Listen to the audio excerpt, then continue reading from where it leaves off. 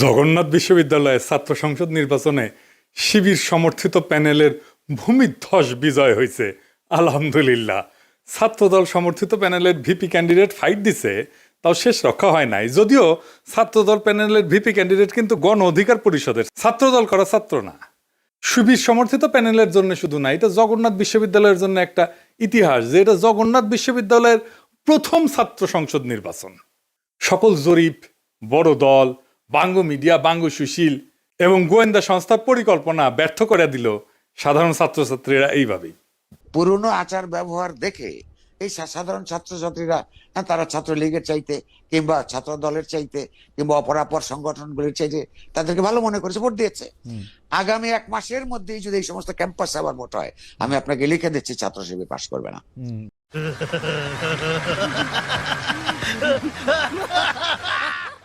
ইদানিং তো আবার জরিপ চলতেছে।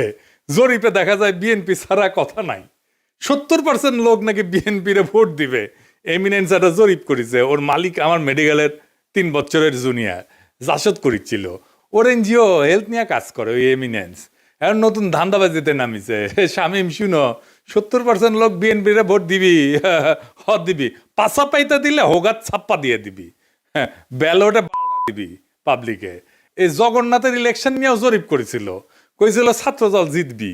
সেটা আবার বাসস, তার মানে বাংলাদেশ সংবাদ সংস্থা ছাপিয়েছিল, মানে সরকারি সংবাদ সংস্থা। এটি মাহবুব মুর্শেদকে চাকরি দিছে আসিফ নজরুল। পুরা আওয়ামী লীগ আমলে আওয়ামী লীগের সাথে সিস্টেম করে চলিছে। মাঝে মাঝে কুরকুরে নিয়ে উঠলে আমার নিয়ে স্ট্যাটাস মারতো। এটা আছে না, সুশীল গেরে একটা কুরকুরে নিয়ে আছে, পিনাকিরে নিয়ে স্ট্যাটাস মারে, আসলে আওয়ামী লীগ। কিন্তু মাঝে মাঝে আবার ভাব দেখায় আমি আওয়ামী লীগ না। ওরে নিয়ে এমডি বানাইছে বাসসের। মানে বাসসের এমডি হবে সাংবাদিকতার সিনিয়র সাংবাদিক, তা না ওক নিয়ে বসেছে। এইভাবে আসিফ নজরুল বহুত বালসালরা চাকরি দিছে। এখন সব কয়টা বিএনপির সার্ভিস দিতেছে, এইভাবে সার্ভিস দিতেছে। এরা জানে বিএনপি ক্ষমতা না আসতে পারলে হোগাত লাতি দিয়ে খেতাবে, তাই হোগা দিয়া পাহাড় ঠেলিচ্ছে। যেটি লাতি খাবি সেটা দিয়ে পাহাড় ঠেলিচ্ছে। এইগুলা এভাবে পুরা প্রফেসর ইউনূসের প্রশাসন বিএনপির জন্য খাটিচ্ছে, অভিনব উপায়ে খাটিচ্ছেন। এটা কথা কয়েনি প্রফেসর ইউনূসের প্রশাসন, উপদেষ্টা মণ্ডলী শুনেন, মন দিয়ে শুনেন। বৃহত্তর বিএনপির প্রফেসর ইউনূসের উপদেষ্টা পরিষদের শাখার সদস্যরা এবং প্রশাসনে বিএনপির লেসপেন্সাররা শুনে রাখেন, আপনারা রাষ্ট্রের কর্মচারী, ওই রাষ্ট্রের মালিক জনগণ, বিএনপি না। মাথায় রাখেন, একদিন না একদিন জনগণের সরকার আসবে ক্ষমতাত, সেদিন কিন্তু কোনো ছাড় পাবেন না। সেই সরকার প্রফেসর ইউনূসের সরকারের মতো ধ্বজভঙ্গ সরকার হবে না। সেই সরকার হবে জুলাইয়ের আগুনে উদ্দীপ্ত সরকার। হোগার চামড়া কিন্তু তুলে নেওয়া হবে, মাইন্ডি পলাহে পারবেন না। রাষ্ট্রের কর্মচারী হিসেবে নিরপেক্ষ থাকবেন, সামান্যতম পক্ষপাতিত্ব করবেন তো সেইটার কাফফারা দিতে হবে, মাপ নাই। সেই কাফফারা ভয়ঙ্কর হবে, সরি কওয়ার কলের টাইম পাবেন না। এবার আসেন আমরা দেখি কেন ছাত্রদল এভাবে হারিচ্ছে, আর নাম হয়েছে হারু পাট্টি। হ্যাঁ বুঝে চাও। এই আলাপগুলো আমরা অনেক আগের থেকেই করিচ্ছি। প্রথম কারণ হইতেছে তাদের দীর্ঘদিন ছাত্রদলে কোনো রিক্রুটমেন্ট নাই, নতুন ছাত্র ঢোকেনি। না ঢুকলে দল থেকে আওয়ামী বিরোধী ছাত্র রাজনীতি তো বন্ধ থাকে নাই, তাই না? ওরা কয় যে শিবির আছে কারণ ওরা গুপ্ত রাজনীতি করছে। তা আওয়ামী বিরোধী ছাত্র রাজনীতি কি বন্ধ ছিল? ছাত্রলীগের লুঙ্গির তলে ছিল নাকি শিবির? নূরের দল তাইলে কেমনে তৈরি হইল? নাহিদ আসিফরা কিভাবে তৈরি হইল? ওরা তো গুপ্ত রাজনীতি করে নাই। শিবির প্রকাশ্য রাজনীতি করে নাই, কারণ সে বিপ্লবী রাজনীতি করছে। বিপ্লব মানে এক্সিস্টিং সিস্টেমের রাপসার, এটার ভেঙে ফেলতে হয়। যেই শক্তি প্রকাশ্য সে ইতিমধ্যে রাষ্ট্রীয় নজরদারির ভিতরে থাকে, তাই সে রাপসার করতে পারে না এক্সিস্টিং সিস্টেমকে, বিপ্লবী হইতে পারে না। বিপ্লব মানে অসম লড়াই। এইখানে ট্রান্সপারেন্সি থাকাটা আত্মঘাতী, গোপনীয়তা এখানে নৈতিকতা না, এইখানে স্ট্রাকচারাল নেসেসিটি। বিপ্লবী হইতে হইলে তাকে গোপনে রাজনীতি করতে হবে। এই কাজটা করেছে শিবির, সেই জন্য বিপ্লবী ক্যারেক্টার নিয়ে দাঁড়াইছে। সেই জন্যই তারা এই ভূখণ্ডের ইতিহাসে সবচেয়ে শক্তিশালী ছাত্র সংগঠন হিসেবে উত্থিত হয়েছে। গুপ্ত ছিল, ছাত্রলীগের লুঙ্গির তলে ছিল, এইসব বইলা লাভ হয়েছে কেন? হয় নাই, হবেও না। এইবার দ্বিতীয় ইস্যু, বিএনপির ভুল রাজনীতি। ভুল বলাটা ঠিক না, মানে যেই রাজনীতি করতেছে মুক্তিযুদ্ধের চেতনা মারাইতেছে সেটা আত্মঘাতী হইতেছে। ক্রমাগত তারা মুক্তিযুদ্ধের চেতনা ডুবন্ত নৌকায় চইরা নিজের রাজনৈতিক ভবিষ্যৎকে ধ্বংস করিচ্ছে। মানুষজন এই কথা আওয়ামী লীগ আর বামেদের কাছে শুনিছে, তো এখনো শুনে, তাই না? এতদিন 15 বছর ধরে শুনিছে, মাইক লাগে শুনিছে। তারা এই কথার প্রতিধ্বনি যখন বিএনপির কাছে শুনে, সে তখন মনে করে আরে এটা তো আওয়ামী লীগ, এটাই তো ইন্ডিয়ার বন্ধু। আর সত্যি সত্যি যখন ইন্ডিয়ানদের উচ্ছ্বাস দেখে তারেক রহমানকে নিয়ে, আর তারা প্রকাশ্যেই বলে তারেক রহমান আর বিএনপি তাদের পছন্দের দল, তখন মানুষ দুয়ে দুয়ে স্যার মিলায়। সুবীর ভৌমিকের কথাটা আবার শুনেন, এডিটর সাহেব শোনান। ভারত বাংলাদেশে কোন সরকার চাইবে? খুব সোজা উত্তর আমি তোমায় দিয়ে দিচ্ছি। Awami League is not in election, next best option is BNP, obviously not Jamaat. তারা অলরেডি 50 লাখ লোক নিয়ে জেয়ার টেয়াদের হুমকি দিচ্ছে, ফলে জামাত অবভিয়াসলি ইন্ডিয়া চাইবে না। অত অনেক কথা, ডিপ্লোম্যাটিক কথা বলে তো লাভ। কানেকশনটা হচ্ছে 71। আমরা একসাথে, আমার সৈন্য এবং মুক্তিযোদ্ধারা রক্ত ঝরিয়েছে, সেই সুবাদে Awami League. This is the historical fact. তো এই জায়গাতে হঠাৎ করে আজকে অন্য কিছু ডাইনামিক্স চলে আসবে, এটা তো আশা করাটাও ভুল। কিন্তু যে গভর্নমেন্ট আসবে তার সাথে ইন্ডিয়াকে তো ডিল করতে হবে। শুনেছেন? এই সুবীর ভৌমিকের কথাটা কাইটে নিয়ে মোবাইলে সেভ করে রাখবেন, আর ভোটার ক্যাম্পেইনে গেলে এটা ভোটারদের শুনেবেন, কাম সারা হয়ে যাবে। ভোটার পাশায় ছাপ দিয়া ভোট দিবে বিএনপিতে। আর তার উপরে যদি দেখে সেই আওয়ামী লীগের অলিগার্ক লবণ কামালদের সাথে তারেক রহমানের হাত মিলায়, তখন পাবলিকে বুঝে যায় এটা সেই আগের বন্দোবস্ত। আমরা হাসিনাকে তাড়াইছি, কিন্তু তার তৈরি বন্দোবস্ত এখনো আছে, আর এই বন্দোবস্তের মালিকানা নিছে বিএনপি। আওয়ামী লীগের এই বন্দোবস্ত, এই শক্তি বিএনপিকে আশ্রয় করে আবার শক্তি নিয়ে ফিরে আসতেছে, যেন আপা চট করে ঢুকে যাইতে পারে। ইউনিভার্সিটিগুলোতে বিএনপির এই অবস্থা হইতো না যদি আমার চাইনিজ বুদ্ধি নিত। সেটা তো বিএনপি শুনবে না, সে শুনবে ভুট্টো সাহেবের কথা। যাই হোক, আমার ক্ষুদ্র ভাতারা কবে আন্নার কাছে দাদা সব স্ট্র্যাটেজি থাকে না, তা থাকে না। তাই স্ট্র্যাটেজি আমি বানাইবার পারি, কয়া দিতেছি, কমো কয়া দি। এখন তো কয়া দিলেও কোনো লাভ করবার পারবি না, কিন্তু কয়া দি যে কেমনে এটা করা যায় গেল নি। আসেন এটা শুনি দেখি, মজা পাবেন কলে। ছাত্র দলে যে রিক্রুটমেন্ট নাই, এটা তারেক রহমান সহ সব বিএনপি নেতারা জানে, স্থায়ী কমিটির সবাই জানে, স্বীকার করে, কিন্তু এইটারে কেমনে ম্যানেজ করবে সেটা জানে না। এই প্রসঙ্গে একটা প্রফেশনাল গল্প বলি আর কি, খুব বেসিক কনসেপ্টের গল্প আর কি। প্রোডাক্ট লাইফ সাইকেলের মার্কেটিং এর একটা খুব বেসিক কনসেপ্ট। কি সেটা? যে কোনো প্রতিষ্ঠানের, মানুষের, দলের, পণ্যের একটা লাইফ সাইকেল থাকে বা জীবন চক্র থাকে। মানে জন্ম, বেড়ে ওঠা, তারুণ্য, যৌবন, বার্ধক্য, মৃত্যু, মানুষের যে জীবন চক্র ঠিক তেমন একটা দলের বা পণ্যের ঠিক এরকম লাইফ সাইকেল বা জীবন চক্র থাকে।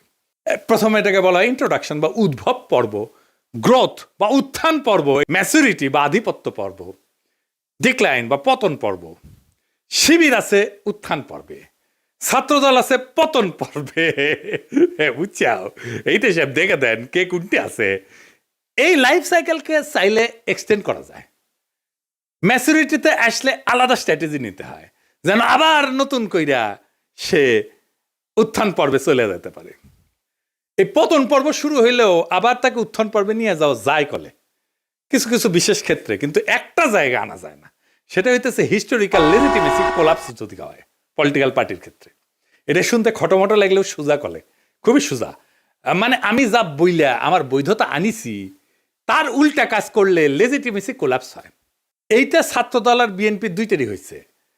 বিএনপি মুক্তিযুদ্ধরে তার পলিটিক্যাল অ্যাঙ্কার বানাইছে, উঠি খুঁটি গাড়িছে, কিন্তু বিএনপি ছিল আওয়ামী লীগের মুক্তিযুদ্ধের বয়ানের অ্যান্টিথিসিস। মুক্তিযুদ্ধ হয়েছে বাঙালি জাতীয়তাবাদের স্লোগান নিয়ে, তাই না? সংবিধানে তো ঢুকেছে। তো বিএনপি আসছে বাংলাদেশি জাতীয়তাবাদ নিয়ে। মুক্তিযুদ্ধের চেতনা ছিল ধর্ম নিরপেক্ষতা, বিএনপি আনিছে পরম করুণাময় আল্লাহ তাআলার উপর পূর্ণ আস্থা এবং বিশ্বাস। আওয়ামী মুক্তিযুদ্ধের লক্ষ্য ছিল সমাজতন্ত্র, বিএনপি কইছে না না, সমাজতন্ত্র মানে যদি হয় অর্থনৈতিক এবং সামাজিক ন্যায় বিচার, তাইলে ঠিক আছে, অন্য সমাজতন্ত্র আমি মানি না। বিএনপি ওইটা নিয়ে লেজিটিমেসি পাইছিল, ওই লেজিটিমেসি কোল্যাপস করেছে 2024-এর 5ই আগস্টের পরে, যখন মুক্তিযুদ্ধ। এই জন্যই বিএনপি জিততে পারবে না সামনের ইলেকশনে। কিন্তু ছাত্রদল এটা ডিক্লাইন ফেজে গেছে আরো আগেই, মানে বিএনপির লেজিটিমেসি কোলাপস করার আগেই গেছে। সেই জন্য আমি কইতেছি যে কিভাবে বিএনপি যদি লেজিটিমেসির কোলাপস না হইতো তাইলে ছাত্র দলকে বাঁচাইতে পারতো, এখন সে চাইলেও পারবে না বাঁচাইতে। কেমনে পারতো? প্রথমে ছাত্র দলকে বিলুপ্ত করে দিতে হইতো, থেকে লাভ নাই, কারণ দল তো নাই, সমর্থন নাই, রিক্রুটমেন্ট নাই, থেকে লাভ কি? ভোটে জিতে না, হারু পাট্টি। তাইলে এটারে বিলুপ্ত কইরা সবাই রে বৈষম্য বিরোধী ছাত্র সংগঠনে একীভূত করতে হইতো। এটা হইলে বৈষম্য বিরোধী ছাত্র সংগঠনের সবচেয়ে বড় স্টেক হোল্ডার হইতো ছাত্র দল থেকে আসা লোকগুলা। বৈষম্য বিরোধী ছাত্র সংগঠনই হইতো বিএনপির গণছাত্র সংগঠন। সে আরো বৃহত্তর ঐক্যের চেষ্টা করতো, ছাত্র অধিকার পরিষদকে নিত, ইনকিলাব মঞ্চকে নিত, এরকম ছোটখাটো দলগুলোকে সে ঢুকায় ফেলতো, একীভূত করে ফেলতে পারতো। তাইলে শিবিরের একটা শক্তিশালী বিরোধী দল দাঁড়াইতো। এটা হইলে শিবিরের সাথে শক্ত ফাইট দিতে পারতো, অনেক জায়গায় জিতেও যেতে পারতো। আর যে রিক্রুটমেন্টের গ্যাপ তৈরি হয়েছে সেটা পূরণ হইতো, কারণ এই বৈষম্য বিরোধী ছাত্ররা তো ছাত্র দল করে না, এরা তো নতুন তরুণ, আরো তরুণ, এরা ঢুকতো, তাইলে তার গ্যাপটা পূরণ হইতো। এখন ইলেকশন হইতেছে আর মারা খাইতেছে বিএনপি, নামই হয়ে গেছে হারু পাট্টি। এখন আমার ক্ষুদ্র ভাতারা একটা বিরাট কোশ্চেন করে ফেলতে পারে আমাকে, আমি কালে ডরে আছি। হ্যাঁ, যে কয় যদি দাদা দলে যদি এইভাবে লাইফ সাইকেলের মধ্যে যায়, উত্থান পতনের মধ্যে দিয়া যায়, তাহলে তো আমেরিকা রিপাবলিকান আর ডেমোক্রেটদের মইরা ভূত হয়ে যাওয়ার কথাই ছিল। এইগুলো তো ভালোই টিকে আছে। তো মাঝে মাঝে বুঝছাও আমার মনে হয় যে আমি দিনে 4-5টা করে ভিডিও বানাই, ব্যানে এগুলো ব্যাখ্যা করি। মেলা কোশ্চেন আছে সবার মাথার, তাই না? হ্যাঁ, এটা খুব ইন্টারেস্টিং প্রশ্ন করে করেছেন আপনারা, না করলেও কয়ে দিলাম, তাই না? আসেন এবার বুঝে দেখি। আমেরিকান রিপাবলিকান আর ডেমোক্রেটিক পার্টি এটা স্বাভাবিক রাজনৈতিক দল না, ওইগুলো কার্যত রাষ্ট্রের ভেতরে একটা ইনস্টিটিউশনালাইজড পাওয়ার মেকানিজম। এটা কি? এটা প্রতিষ্ঠান হয়ে গেছে, এটা দল নাই, এটা রাষ্ট্রের সাথে একীভূত হয়ে গেছে, অনেকটা চাইনিজ কমিউনিস্ট পার্টির মতো। তাই ওদের পতন হয় না, ওদের রূপ বদলায়। এই যে লাইফ সাইকেল থিওরি, যে জীবনচক্র থিওরি যেটা কইলাম, এটা কাজ করে হয়েছে, এটা ক্লাসিক রাজনৈতিক দলের মতো, ক্লাসিক রাজনৈতিক দল যেগুলো আদর্শিক দল বা ক্যারিসমেটিক লিডার আছে, যেমন মুজিবের দলের মতো, জামাতের মতো, শিবিরের মতো, কমিউনিস্ট পার্টির মতো, রেভলিউশনারি বা পোস্ট কলোনিয়াল দল কংগ্রেসের মতো, এবং দুর্বল রাষ্ট্র কাঠামোর দেশে Bangladesh, Pakistan, Africa, Latin America, এই সমস্ত জায়গায় এই সমস্ত থিওরি খাটে দলগুলোর ক্ষেত্রে। কংগ্রেসের মরে যাওয়া দেখে বুঝতে পারতেছেন, বিজেপির উত্থান থেকে বুঝতে পারতেছেন। আমেরিকান পার্টিগুলো আলাদা, রিপাবলিকান পার্টি, ডেমোক্রেটিক পার্টি, কোনোটাই কোনো ইডিওলজি না, কিন্তু কোনোটা একজন লিডারের উপরে দাঁড়ানো না, আদর্শিক নেতা নাই, কোনোটা একটা শ্রেণীর একচ্ছত্র প্রতিনিধি না, বরং এরা হইলো একটা নির্বাচনী ঐক্যের একটা ফ্রন্ট। এবং এরা কখনো পতন হয় না কয়েকটা কারণে, আমি এটা করে বলি। এক নম্বর হইতেছে 2 পার্টি সিস্টেম, এখানে 3 নাম্বার পার্টি এসে ক্ষমতার অংশ হওয়া এক্সট্রিমলি ডিফিকাল্ট। সেই জন্য এই 2 পার্টির বাইরে আসলে কেউ যাইতে চায় না, রিস্ক নেয় না। আমেরিকার মানুষ রাগ করলে নতুন দল বানায় না, পুরানো দলের ভিতরে ঢুকে সেটা বদলানোর চেষ্টা করে। এবং আপনি দেখবেন রিপাবলিকান এবং ডেমোক্রেটিক পার্টি দুটেরই বদল হয়েছে ভিতর থেকে মেলাবার, 1-2বার না। এই কারণে দল ভাঙে না, ভেতরের রূপটা বদলায় যায়। এখানে পার্টি মানে কিন্তু দর্শন আদর্শ না, রিপাবলিকান মানে একটা জিনিস না, কিন্তু একটা পার্টি না। এর মধ্যে রিগানের কনজারভেটিভ পার্টি আছে, বুশের নিউকন আছে, ট্রাম্পের পপুলিস্ট পার্টি আছে, ন্যাশনালিস্ট পার্টি আছে। ডেমোক্রেটিক মানেও এক জিনিস না, ক্লিন্টনের নিও লিবারেল আছে, ওবামার টেকনোক্রেটিক পলিটিক্স আছে, বার্নি স্যান্ডার্সের ডেমোক্রেটিক সোশ্যালিস্ট আছে। তাই ভেতরের আইডিওলজিকে নেতৃত্ব দিচ্ছে, সেই আইডিওলজিটা বদলায়, কিন্তু পার্টি থাকে। আর একটা জিনিস হচ্ছে স্টেট পার্টি, একটা ফিউশন হয়েছে আমেরিকা, পার্টি আর স্টেট একসাথে মিলে গেছে। যেমন ধরুন কংগ্রেস ককাস বলে একটা জিনিস আছে, যেখানে 2 পার্টি একসাথে কাজ করে। স্টেট গভর্নর নেটওয়ার্ক যেটা, সেখানে 2 পার্টি একই সাথে সমান শক্তিশালী, থিঙ্ক ট্যাঙ্ক, তারপরে যে ডোনারদের ক্লাস, মিডিয়ার যে ইকোসিস্টেম, এই সব কিছু মিলে এটা একটা সংগঠন না, এটা একটা পাওয়ার ইনফ্রাস্ট্রাকচার হয়েছে। আমেরিকান এলিটদের যে কনফ্লিক্ট, এইটা ম্যানেজ করা হয় এই 2 পার্টির এই সিস্টেমের মধ্যে দিয়া। এই 2 দল আসলে এলিটদের মধ্যে পাওয়ার শেয়ারিং মেকানিজম, জনগণের যেটা ক্ষোভ এটাকে ইনস্টিটিউশনাল চ্যানেলের মধ্যে ঢুকে দেয়।